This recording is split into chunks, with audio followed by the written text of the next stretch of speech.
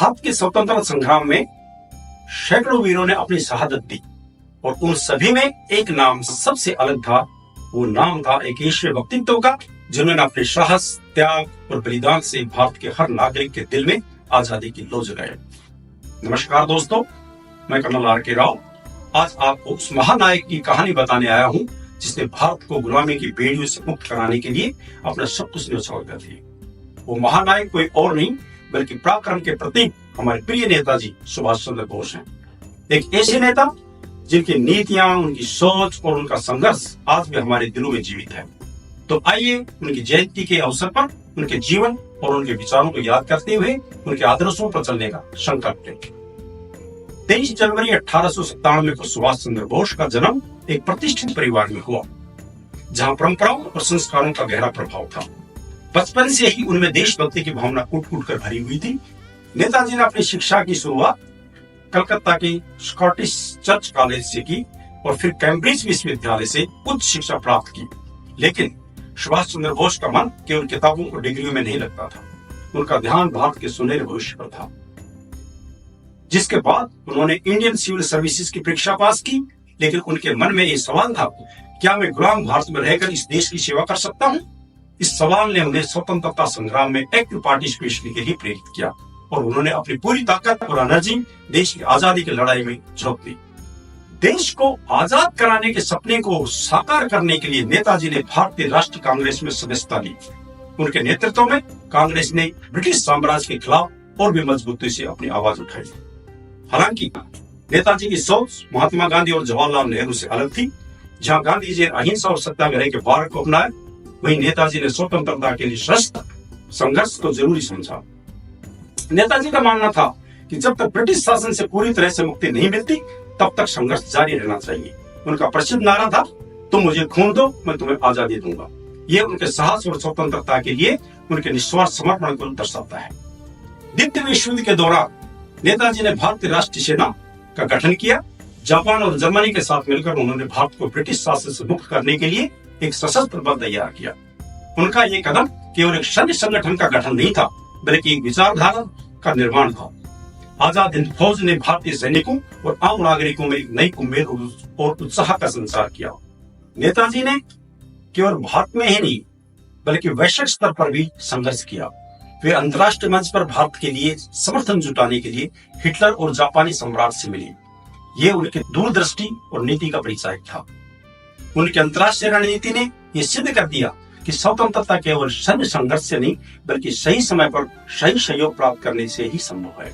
उन्होंने रानी झांसी रेजिमेंट जैसे women troops को फॉर्मेशन भी किया, जो ये दर्शाता है कि वे वुमेन एम्पावरमेंट के भी स्ट्रॉन्ग सपोर्टर थे। नेताजी ने भारतीय स्वतंत्रता संग्राम में अपनी भूमिका से यह साबित कर दिया कि दृढ़ इच्छा शक्ति और संगठन के बल पर असंभव को भी संभव बनाया जा सकता है। उनका योगदान न केवल भारत के स्वतंत्रता संग्राम तक सीमित था, बल्कि उन्होंने पूरी दुनिया को दिखाया कि साहस और समर्पण से कुछ भी हासिल किया जा सकता है।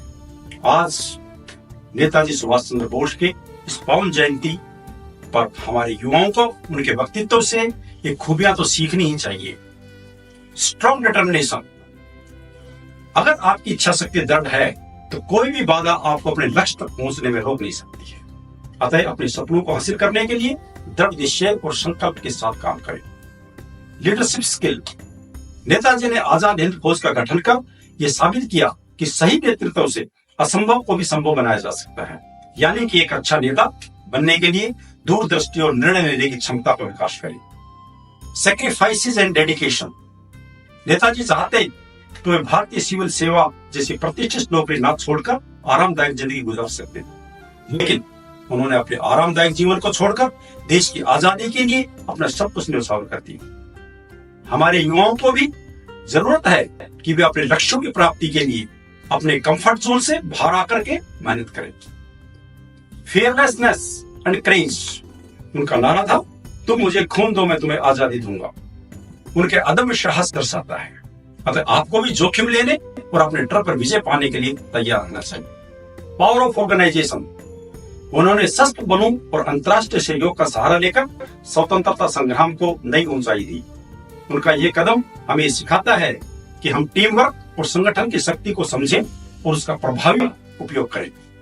Support for women empowerment. Rani Jhansi regiment का गठन कर उन्होंने महिलाओं की शक्ति को मान्यता दी। उनके इस प्रभावशाली कदम से हमें ये सीख लेनी चाहिए कि लैंगिक समानता और महिलाओं के उत्थान के लिए हमेशा प्रयासरत रहें।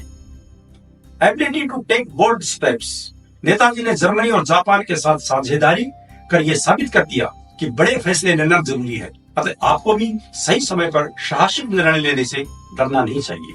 दोस्तों, नेताजी की जिंदगी हमें सिखाती है कि सच्चा नेता वह होता है जो अपने देश और लोगों के लिए हर सैक्रिफाइस देने को तैयार है।